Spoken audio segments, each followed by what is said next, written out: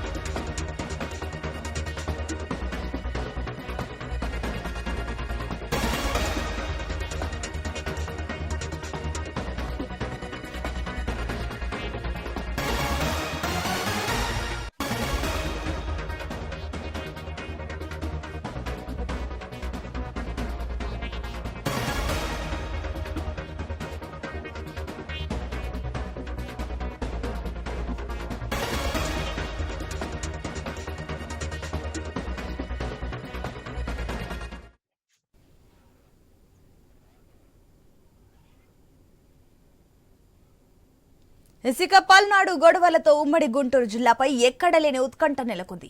ఈ జిల్లాలో ఎవరు గెలుస్తారు, ఎవరు ఓడిపోతారని ఆరాలు కూడా ఎక్కువయ్యాయి. ఉమ్మడి జిల్లాలో 17 నియోజకవర్గాలు ఉన్నప్పటికీ కీలక నాయకులు పోటీలో ఉన్న సెగ్మెంట్లపై హైప్ పెరుగుతుంది. జిల్లాలోని తాడికొండ, మంగళగిరి, తెనాలి, గుంటూరు వెస్ట్, చిలకలూరిపేట, సత్తెనపల్లి, గురజాల, మాచర్ల నియోజకవర్గాలు చర్చల్లో ప్రధాన పాత్ర పోషిస్తున్నాయి. ఈ నియోజకవర్గాల్లో మంత్రులు, మాజీ మంత్రులు రెండు వైపులా పోటీలో ఉండడంతో గెలుపు ఎవరిదనేది బెట్టింగ్ రాయిళ్లకు ముడిసరుకుగా మారిపోయింది.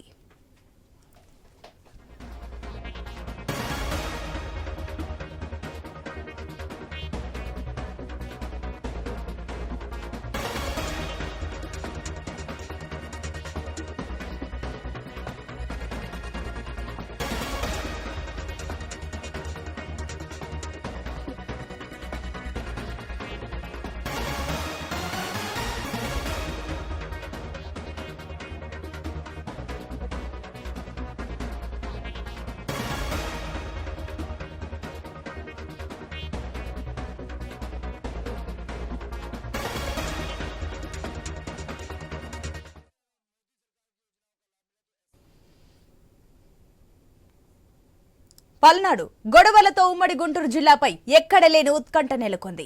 ఈ జిల్లాలో గెలిచేదెవరు ఓడేదెవరదనే ఆరాలు ఎక్కువయ్యాయి. ఇక ఉమ్మడి జిల్లాలో 17 నియోజకవర్గాలు ఉన్నప్పటికీ కీలక నాయకులు పోటీలో ఉన్న సెగ్మెంట్లపై హైప్ పెరుగుతుంది. జిల్లాలోని తాడికొండ, మంగళగిరి, తెనాలి, గుంటూరు వెస్ట్, చిలకలూరిపేట, సత్తెనపల్లి, గురజాల, మాచర్ల నియోజకవర్గాలు చర్చల్లో ప్రధాన పాత్ర పోషిస్తున్నాయి. ఈ నియోజకవర్గాల్లో మంత్రులు, మాజీ మంత్రులు రెండు వైపులా పోటీలో ఉండడంతో గెలుపు ఎవరిదనేది బెట్టింగ్ రాయిళ్లకు ముడిసరుకుగా మారిపోయింది. దీనికి సంబంధించి మరిన్ని డీటెయిల్స్ మా న్యూస్ ప్రతినిధి సాంబశివరావు అందిస్తారు. సాంబశివరావు, గుంటూరులో పరిస్థితి ఏంటి?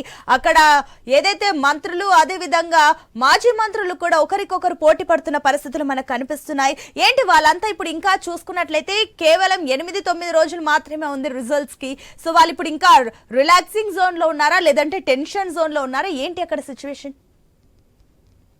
మొత్తంగా చూసుకుంటే ఎన్నికలు ముగిసాయో, ఎన్నికలు ముగిసిన తర్వాత ఎన్నికల వరకు ఒక ఎత్తు అయితే, ఎన్నికలు ముగిసిన తర్వాత రిజల్ట్ వరకు ఎవరు గెలుస్తారు, ఎట్లా గెలుస్తారు, ఈ అంచనాలు కూడా పూర్తిగా ఎక్కువగా ఉంటాయి. అయితే ముఖ్యంగా గుంటూరులో అయితే ఈ పరిస్థితి చాలా తీవ్రంగానే ఉందని చెప్పుకోవాలి. ప్రధానంగా గుంటూరే చూసుకోవచ్చు. గుంటూరులో ఇక్కడ పోటీ చేస్తారు. విడుదల మంత్రిగా కూడా పనిచేసినటువంటి అనుభవం గుంటూరు వెస్ట్ లో పోటీ చేస్తా ఉన్నారు. అయితే గుంటూరు వెస్ట్ సీట్ అనేది అటువంటి సీట్ లో ఈసారి ఇద్దరు మహిళల మధ్య, ఇద్దరు కూడా బీసీ సామాజిక వర్గానికి సంబంధించినటువంటి మహిళలు, అదేవిధంగా వాళ్ళ భర్తలు ఇద్దరు కూడా ఒక విడుదల రజని భర్త కాపు సామాజిక వర్గానికి చెందితే మాధవి భర్త కమ్మ సామాజిక వర్గానికి సంబంధించినటువంటి వ్యక్తి. అయితే ఇక్కడ మాత్రం పోటీ మాత్రం చాలా టఫ్ గా ఉన్నప్పటికీ ఇక్కడ విడుదల రజని ఎప్పుడైతే వచ్చిందో, విడుదల రజని చిలకలూరుపేట నుంచి వచ్చిన తర్వాత ఆ చిలకలూరుపేటలో ఇక్కడ మార్చిన తర్వాత ఇక్కడ ఆ స్థానాన్ని పెంచుకోవడానికి విపరీతమైనటువంటి ప్రయత్నం చేశారని చెప్పుకోవాలి. కాకపోతే ప్రస్తుతం ఇక్కడ పోటీ, ఎందుకంటే ఆ టీడీపీకి కంచుకోటగా ఉన్నటువంటి ప్రాంతం కాబట్టి ఇక్కడ గుంటూరు వెస్ట్ లో మాత్రం అక్కడ ఎంత ప్రయత్నాలు చేసినా, ఎందుకంటే అప్పుడు 2019 ఎన్నికల్లోనే జగన్మోహన్ రెడ్డి వేవ్ ఉంది, అక్కడ 151 సీట్లతో కూడా వైసీపీ అధికారంలోకి. అటువంటి సమయంలోనే ఇక్కడ గుంటూరు వెస్ట్ లో టీడీపీ ఇక్కడ సీట్ గెలిచినటువంటి పరిస్థితి. మరి ఇక్కడ కూడా అదే తరహాలో ఇక్కడ గుంటూరు వెస్ట్ లో కూడా టీడీపీకి ఎక్కువ ఛాన్స్ ఉన్నట్లుగా తెలుస్తా ఉంది. ఇక గుంటూరు తూర్పుకు వచ్చినట్లయితే గుంటూరు తూర్పు నియోజకవర్గంలో కూడా అదే పరిస్థితి. పోటాపోటీగా అక్కడ అయితే ఎన్నికలు జరిగాయి. అక్కడ ముస్లిం సామాజిక వర్గం ఎక్కువగా ఉన్నటువంటి నేపథ్యంలో అక్కడ 2 సార్లు కూడా 2014, 2019 2 సార్లు వైసీపీ విజయం సాధించింది. అక్కడ నుంచి ముస్తఫా ఎమ్మెల్యే అయినటువంటి పరిస్థితి. అయితే ఈసారి అతను అనూహ్యంగా కూడా ఈసారి ఆ సీటు మాత్రం తన కుమార్తె నూరు ఫాతిమాకి ఇవ్వాలని చెప్పేసి ముస్తఫా ముందు నుంచే పట్టుబట్టినటువంటి పరిస్థితి. అదే విధంగా నూరి ఫాతిమాకే టికెట్ కేటాయించారు. టీడీపీ నుంచి నజీర్ 2019 ఆయన వైసీపీ నుంచి వచ్చినటువంటి వ్యక్తే 2019లో టీడీపీ టికెట్ ఇచ్చారు. అక్కడ నుంచి 2019 ఆయన ఓడిపోయినటువంటి పరిస్థితి. మళ్ళీ 2024లో కూడా మళ్ళీ టీడీపీ నమ్మి అతనికి అధిష్టానం పూర్తిగా కూడా మళ్ళీ అవకాశం ఇచ్చిన టీడీపీ అధిష్టానం అదిగా కూటమి అభ్యర్థిగా అతను పోటీ చేసినటువంటి పరిస్థితి. ఇక్కడ మాత్రం పోటీ మాత్రం చాలా టఫ్ గా ఉంటుంది. అక్కడ ఎవరు గెలుస్తారు, ఎక్కడ ఎవరికి ఎక్కువ ఛాన్సెస్ ఉంటాయని మాత్రం చెప్పలేని పరిస్థితి అయితే ఉందనుకోవచ్చు. అక్కడ పోటాపోటీగా మాత్రం ఇక్కడ ఉండే అవకాశం అయితే కనపడతా ఉంది. ఇక ముఖ్యంగా ఇప్పుడు రాష్ట్రం మొత్తం ఎదురు చూస్తున్నటువంటి నియోజకవర్గం ఏదన్నా ఉందంటే అది మంగళగిరి. ఎందుకంటే 2019లో మంగళగిరిలో ఆళ్ల రామకృష్ణారెడ్డి పైన స్వయాన అప్పటి ముఖ్యమంత్రి, అదే టీడీపీ జాతీయ అధ్యక్షులు నారా చంద్రబాబు తనయుడు నారా లోకేష్ అక్కడ నుంచి పోటీ చేసినటువంటి పరిస్థితి మనం ప్రత్యక్షంగా చూసాం. అప్పుడు 2019లో నారా లోకేష్ అక్కడ నుంచి ఓడిపోయిన తర్వాత అక్కడ విమర్శలు కానీ అతనిపై వచ్చినటువంటి పరిస్థితులు కానీ మనం ప్రత్యక్షంగా చూసాం. కానీ నారా లోకేష్ మళ్ళీ కూడా 2024లో కూడా పట్టుబట్టి అక్కడ నుంచే పోటీ చేయాలని చెప్పేసి ఆయన కూర్చున్న పరిస్థితి. మంగళగిరిలో పూర్తి గ్రిప్ కూడా సంపాదించుకున్నాడు. అదేవిధంగా నారా వారి ఫ్యామిలీ మొత్తం మంగళగిరిలో ఉన్నటువంటి పరిస్థితి. అదే అక్కడ ఆయన కోసం ప్రచారం చేసినటువంటి పరిస్థితి. అయితే నారా లోకేష్ 2024లో కూడా మంగళగిరి నుంచే పోటీ చేశారు. అక్కడ ఇప్పుడు మురుగుడు అక్కడ వైసీపీలో అయితే చాలా కన్ఫ్యూజ్ ఉందని చెప్పుకోవాలి. ఎందుకంటే ఆళ్ల రామకృష్ణారెడ్డి 2019లో అదేవిధంగా 2014లో కూడా ఆయన అక్కడ విజయం సాధించారు. విజయం సాధించిన తర్వాత వాళ్ళ కొన్ని అనివార్య కారణాలు కావచ్చు, అక్కడ గ్రూపు తగాదాలు కావచ్చు, ఈ రకమైనటువంటి అంశాల వల్ల ఆళ్ల రామకృష్ణారెడ్డిని పక్కన పెట్టి అదే టీడీపీలో పనిచేసినటువంటి లాస్ట్ టైం 2014లో టీడీపీ నుంచి పోటీ చేసి ఓడిపోయినటువంటి గంజి చిరంజీవికి ఆ సామాజిక వర్గాన్ని బేస్ చేసుకొని ఆయనకి ఇన్ఛార్జి బాధ్యతలు ఇచ్చారు. కాకపోతే అక్కడ మళ్ళీ గంజి చిరంజీవిని తప్పించి మురుగుడు లావణ్యకి ఇచ్చారు. ఇక్కడ ఈ 3 సార్లు అభ్యర్థుల్ని మార్చడం తోటి పూర్తిగా అక్కడ కన్ఫ్యూజన్ అనేది అక్కడ నెలనని చెప్పుకోవాలి. ఇంట్లోనే అక్కడ పోటీ అనేది మాత్రం కొంచెం టీడీపీకే ప్రస్తుతం తెలుస్తున్నటువంటి పరిస్థితి. ఇక విషయం ఇక్కడ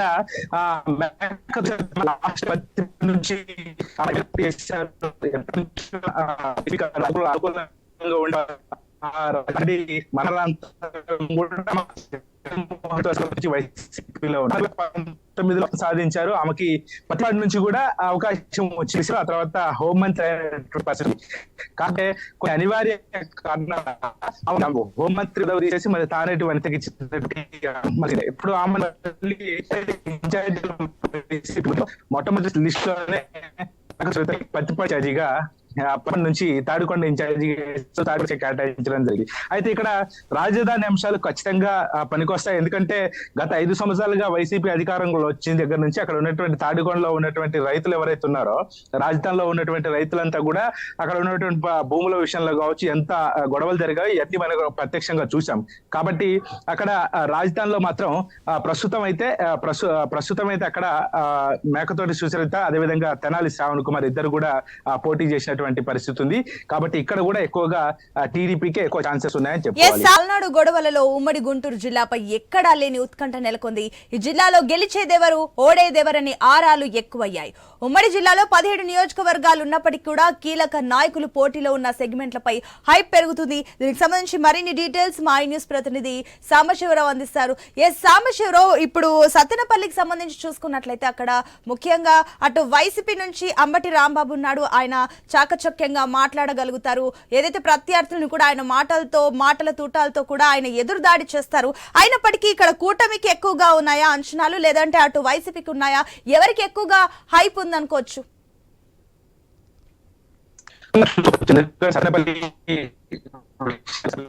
2019 నుంచి పోటీ చేశారు. 2014లో పోటీ చేసి ఓడిపోయారు. 2019లో పోటీ చేసి గెలిచారు. తర్వాత ఆయన మంత్రి కూడా అయినటువంటి పరిస్థితి అయితే అక్కడ ఉంది. కాకపోతే ఇక్కడ కూటమి నుంచి కన్నా లక్ష్మీనారాయణ, ఆయన సీనియర్ నాయకులు, అదేవిధంగా కాంగ్రెస్ లో పనిచేశారు. కాంగ్రెస్ లో 2 సార్లు మంత్రిగా పనిచేశారు. 5 సార్లు గెలిచినటువంటి అనుభవం. అదేవిధంగా పెదకూరపాడు, సత్తెనపల్లి ఈ 2 నియోజకవర్గాలతో ఆయనకు ఎక్కువగా కూడా సత్సంబంధాలు ఉన్నాయి. దానికి తోడు ఆయన సీఎం రేస్ లో కూడా ఉండి వెనక్కి వచ్చినటువంటి వ్యక్తి కన్నా లక్ష్మీనారాయణ. అటువంటి వ్యక్తి ఇప్పుడు సత్తెనపల్లి నుంచి పోటీ చేస్తా ఉన్నారు. అయితే సత్తెనపల్లిలో అంబటి రాంబాబుకు మాత్రం గట్టి పోటీ ఇచ్చారని చెప్పుకోవాలి కన్నా లక్ష్మీనారాయణ. అక్కడ కన్నా లక్ష్మీనారాయణకి లాస్ట్ టైం 5 సార్లు గెలిచినటువంటి అనుభవం, అదేవిధంగా ఆ మంత్రిగా చేసినటువంటి ఇవన్నీ ఉండటం, అదేవిధంగా కాంగ్రెస్ లో ఉన్నటువంటి కొంతమంది నాయకులను కూడా ఆయన టీడీపీ వైపు తీసుకురావడం, ఇవన్నీ కూడా ఆయనకి కలిసి వచ్చే అంశాలని చెప్పుకోవచ్చు. మొత్తంగా సత్తెనపల్లి నియోజకవర్గంలో మాత్రం పోటాపోటీగా జరిగింది. ఎన్నికల తర్వాత కూడా అక్కడ జరిగినటువంటి హడావుడి చూసాం. తర్వాత అంబటి రాంబాబు కూడా ఒక 3 పోలింగ్ కేంద్రాల్లో అక్కడ మళ్ళీ రీపోలింగ్ జరగాలని చెప్పేసి ఆయన హైకోర్టును కూడా ఆశ్రయించడం, హైకోర్టు కూడా అది చెల్లదని చెప్పేసి ఆ పిటిషన్ ని కూడా తిరస్కరించడం చూసాం. కాకపోతే ఇక్కడ మాత్రం ఖచ్చితంగా ఇక్కడ కూటమి అభ్యర్థి కన్నా లక్ష్మీనారాయణకే ఎక్కువగా ఛాన్సెస్ ఉన్నట్లుగా అక్కడ ఉన్నటువంటి ప్రజలు గానీ అక్కడ స్థానికులు గానీ చెప్తున్నారు. మరోపక్క చూసుకున్నట్లయితే అటు మాచర్ల నియోజకవర్గానికి వస్తే అటు పిన్నెల్లికి సంబంధించి కూడా ప్రతి ఒక్కరు ఇప్పుడు అటువైపు చూస్తున్నారు. ఏదైతే పిన్నెల్లి రామకృష్ణకు సంబంధించి ఏంటి అక్కడ అంచనాలు ఏ రకంగా ఉన్నాయి? మరోపక్క అటు పేరుని నాని అటు పిన్నెల్లి పైన హత్యాయత్నం జరుగుతుందంటూ కూడా ఆయన కొన్ని కీలక కమెంట్లు కూడా చేయడం జరిగింది. ఏంటి అక్కడ అసలు మాచర్లలో పరిస్థితి ఏంటి? రాష్ట్రం మొత్తం ఎన్నికలు జరిగిన తీరు ఒక ఎత్తు అయితే మాచర్ల ఒక ఎత్తు అని చెప్పుకోవచ్చు. ఎందుకంటే మాచర్లో గత 10 రోజులుగా జరుగుతున్నటువంటి హైడ్రామా, అదేవిధంగా అక్కడ జరుగుతున్నటువంటి సిచ్యువేషన్స్ అన్ని కూడా చూస్తా ఉన్నాం. ఎందుకంటే ఎప్పుడు ఎన్నికలు జరిగినా కూడా ఒక సమస్యాత్మక ప్రాంతం ఏదైనా ఉందంటే అది మాచర్లగానే ముందుగా చెప్తారు. ఎందుకంటే మాచర్లో ఎక్కువగా కూడా ఎప్పుడు ఎన్నికలు జరిగినా గొడవలు జరుగుతా ఉంటే అక్కడ అది కామన్ గా మారిపోయినటువంటి పరిస్థితి. అయితే కానీ ఈసారి మాత్రం దానికి భిన్నంగా ఎన్నికలు జరిగిన తర్వాత ఎప్పుడైతే ఎన్నికలు ముగితే అప్పటి నుంచి కూడా ఒక్కొక్కటిగా బయటకు వస్తూ అక్కడ జరిగినటువంటి గొడవలు కావచ్చు, అదేవిధంగా పిన్నెల్లి రామకృష్ణారెడ్డి ఈవీఎం ధ్వంసం చేసినటువంటి అంశాలు కావచ్చు, ఇవన్నీ చాలా హాట్ టాపిక్ గా మారటం, దీన్ని ఎన్నికల సంఘం కూడా సీరియస్ గా తీసుకోవటం, ఆయన ఒక సుమారుగా 2 రోజుల పాటు పోలీసులు గాలింపు చర్యలు చేపట్టినప్పటికీ కూడా ఆయన పరారీలో ఉండటం, తర్వాత హైకోర్టు నుంచి షరతులతో కూడినటువంటి బెయిల్ తెచ్చుకోవడం కూడా మనం ప్రత్యక్షంగా చూసాం. కానీ ఇక్కడ పోటీ అనేది మాత్రం ఈసారి, ఎందుకంటే 2 సంవత్సరాలు పిన్నెల్లి రామకృష్ణారెడ్డి అక్కడ పోటీ చేసి విజయం సాధించారు. 3 సార్లు వరుసగా గెలిచారు. 2 సార్లు రాష్ట్ర విభజన తర్వాత 2 సార్లు, అంతకుముందు ఒకసారి, మొత్తం 3 సార్లు వరుసగా గెలిచినటువంటి పరిస్థితులు మనం ప్రత్యక్షంగా చూసాం. కాకపోతే ఈసారి మాత్రం అక్కడ మాచర్లో ఓటింగ్ అంతా కూడా దానికి విరుద్ధంగా జరిగినట్టుగా తెలుస్తా ఉంది. అంతా ఓటింగ్ అంతా వన్ సైడ్, అటు వైసీపీకా టీడీపీకా అనేది పక్కన పెడితే అక్కడ ఓటింగ్ అంతా కూడా ప్రజలు వన్ సైడ్ వేసినట్టుగా తెలుస్తుంది. అందులో భాగంగానే ఈ గొడవలన్నీ కూడా జరుగుతున్నాయని చెప్పేసి మాచర్ల నుంచి నాయకులు కూడా చెప్తాను. కానీ ఈసారి మాత్రం జోలకంటి బ్రహ్మానందరెడ్డి గట్టి పోటీ ఇచ్చారు, కూటమి ఇచ్చారని చెప్పేసి ఆ స్థానికులు చెప్తా ఉన్నారు. అంటే వాళ్ళ మీద ఉన్న అదే పిన్నెల్లి రామకృష్ణారెడ్డి మీద ఉన్న సోదరుల మీద ఉన్నటువంటి వ్యతిరేకత కావచ్చు, అక్కడ ఉన్నటువంటి గత 3 సార్లుగా గెలిచి కూడా అక్కడ జరిగినటువంటి పరిస్థితుల ప్రభావం వల్ల ఈసారి ఎక్కువ ఛాన్సెస్ కూడా కూటమికి ఉంటాయని చెప్పేసి మాచర్లో గట్టిగా వినపడుతున్నటువంటి మాట అని చెప్పుకోవచ్చు. ఆశ రైట్. ఇప్పుడు ఇంకో పక్క చూసుకున్నట్లయితే అటు సాంబశివరావు, ఇప్పుడు గుంటూరు వెస్ట్ కి సంబంధించి మనం చూస్తే అటు విడుదల రజని కూడా ఉన్నట్టు తెలుస్తుంది. అక్కడ ఏంటి అంచనాలు? సునీత, అది మొత్తంగా గుంటూరు వెస్ట్ అనేది బేసిక్ గా ఎప్పటి నుంచో కూడా అది సామాజిక వర్గ పరంగా కానీ ఇతర అంశాల్లో కానీ చూసుకున్నట్లయితే అది ఎక్కువగా టీడీపీకి అనుకూలమైనటువంటి ప్లేస్ అని చెప్పుకోవచ్చు. ఎందుకంటే ప్రతిసారి కూడా మంచి వేవ్ లో ఉన్నప్పుడు కూడా అక్కడ టీడీపీ గెలిచారు. కాకపోతే విడుదల రజని చిలకలూరుపేట నుంచి ఇక్కడికి రావడం, చిలకలూరుపేటలో అక్కడ పై వ్యతిరేకత ఉంది కాబట్టి గుంటూరు వెస్ట్ కి వచ్చింది అనేది ఒక భావన గుంటూరు ప్రజల్లో గట్టిగా నాటుకుపోయిందని చెప్పుకోవాలి. కాకపోతే వైసీపీ వాళ్ళు మాత్రం మాకే ఇక్కడ ఎక్కువ ఛాన్సెస్ ఉన్నాయని వాళ్ళు చెప్తున్నప్పటికీ ఇక్కడ అంటే ఎనాలిసిస్ ప్రకారం కావచ్చు, అదేవిధంగా ప్రస్తుత లాస్ట్ టైం జరిగినటువంటి ఎన్నికల రీత్యా కావచ్చు, ఎక్కువ శాతం కూడా ఇక్కడ టీడీపీకే ఎక్కువ, కూటమి అభ్యర్థి గల్లా మాధవికి ఎక్కువ ఛాన్సెస్ ఉంటాయి అని కూడా ఇక్కడ ప్రధానంగా వినపడుతున్నటువంటి అంశం అని చెప్పుకోవచ్చు. ఎందుకంటే గతంలో జరిగినటువంటి ఎన్నికల విధానం కావచ్చు, అదేవిధంగా అక్కడ గెలిచినటువంటి పరిస్థితుల్ని రీత్యా చూస్తే మాత్రం ఇది ఇక్కడ ఎక్కువగా కూడా కూటమికి ఎక్కువ అవకాశం ఉందని తెలుస్తా ఉంది. సునీత, సాంబశివరావు, ఇక ఓవరాల్ గా చూసుకున్నట్లయితే అటు గుంటూరు జిల్లాలో ఎక్కువగా ఎవరికి ఉంది? అటు కూటమికా లేదంటే వైసీపీకా? అటుపక్క మరోపక్క చూస్తేనే అటు మంత్రులు ఉన్నారు, మరోపక్క మాజీ మంత్రులు ఒకరికొకరు పోటాపోటీగా రంగంలో ఉంటే, ఆ మరోపక్క బెట్టింగ్ రాయిళ్లకు ఇది వసూళ్ల పర్వం అనే టైం కూడా చెప్పొచ్చు. సో వాళ్ళ అంచనాలు ఎలా ఉన్నాయి? బెట్టింగ్ రాయిళ్ల అంచనాలు ఎక్కువగా ఇప్పుడు మీరు చెప్పినట్లుగా బెట్టింగ్ ఇక్కడ ఎక్కువగానే నడుస్తుందని చెప్పాలి. ఎందుకంటే ఇక్కడ రేషియోల ప్రకారం నడుస్తా ఉంది. ఎందుకంటే 1,00,000 ఇస్తే 2 లక్షలు ఇస్తామంటూ కూడా ఇండైరెక్ట్ గా బెట్టింగ్లు పెడుతున్నటువంటి పరిస్థితి కనబడుతుంది. అయితే మొత్తంగా ఉమ్మడి గుంటూరు జిల్లాలో రాజధాని అంశం కావచ్చు, ఇతర అంశాలు కావచ్చు, ఉమ్మడి గుంటూరు జిల్లాలో మొత్తం 17 నియోజకవర్గాలు ఉన్నాయి. ఇటు బాపట్ల 3, అదేవిధంగా ఇటు వచ్చేసినట్లయితే పల్నాడు జిల్లా 7, అదే ఉమ్మడి గుంటూరు జిల్లా 7, మొత్తంగా 17 కాన్స్టిట్యున్సీలు ఉన్నాయి. 17 కాన్స్టిట్యున్సీల్లో ఎక్కువ శాతం కూడా ఒక 16 నియోజకవర్గాల్లో ఎక్కువ శాతం ఈ కూటమి అభ్యర్థులకే ఛాన్స్ ఉంటుందని చెప్పేసి కూడా బెట్టింగ్ రాయలు చెబుతున్నటువంటి పరిస్థితి. అంటే ఈ కూటమి అభ్యర్థులకే ఎక్కువ ఛాన్స్ ఎందుకు ఉంటుంది అని చెప్తే, ముఖ్యంగా రాజధాని అంశాలు కావచ్చు, ఎక్కువగా ఇక్కడ ఉన్నటువంటి ఏదైతే ఉపాధి పరంగా కావచ్చు, ఇతర అంశాలు కావచ్చు, చాలా గొడవలు జరిగినటువంటి తీరులు కావచ్చు, ఇక్కడ అసెంబ్లీ ఉన్నప్పటికీ కూడా చంద్రబాబుపై జరిగినటువంటి విమర్శలు, ఇట్లాంటి కేసులు ఇవన్నీ కూడా కూటమికి ఒక ప్లస్ పాయింట్ గా మారాయి, వైసీపీకి మైనస్ పాయింట్ గా మారాయని చెప్తున్నటువంటి పరిస్థితి ఉంది. ఇక్కడ ఉన్నటువంటి 15 నియోజకవర్గాల్లో ఇంచుమించుగా 16 నియోజకవర్గాలకి ఎక్కువగా కూటమికే ఛాన్స్ ఉందని చెప్తున్నటువంటి పరిస్థితి. ఎక్కువ శాతం ఎవరు కూడా కూటమికే ఎక్కువ బెట్టింగ్ పెట్టడానికి కూడా ముందుకు వస్తున్నారని చెప్పేసి ఇక్కడ ఉన్నటువంటి స్థానికులు చెప్పుకుంటున్నటువంటి పరిస్థితి అయితే కనబడతా ఉంది. మరి ఇదంతా ఎవరైనా ఎన్ని మాట్లాడుకున్నా గానీ, ఎందుకంటే ఈసారి రాష్ట్రంలో చాలా ఎక్కువ శాతం ఎప్పుడు కూడా రికార్డు స్థాయిలో, ఉమ్మడి రాష్ట్రంలో కూడా ఎప్పుడు కూడా అంత పోలింగ్ నమోదు కాల, కానీ ఈసారి 82% పోలింగ్ నమోదైనటువంటి పరిస్థితి చూసే ఉమ్మడి గుంటూరు జిల్లాలోనే అది హైయెస్ట్. కాబట్టి అది ఎవరికి ఓటు పడింది అనేది మాత్రం మరో 10 రోజుల్లోనే తెలిపే అవకాశం ఉంది. Right Sambasivarao, thank you for the update.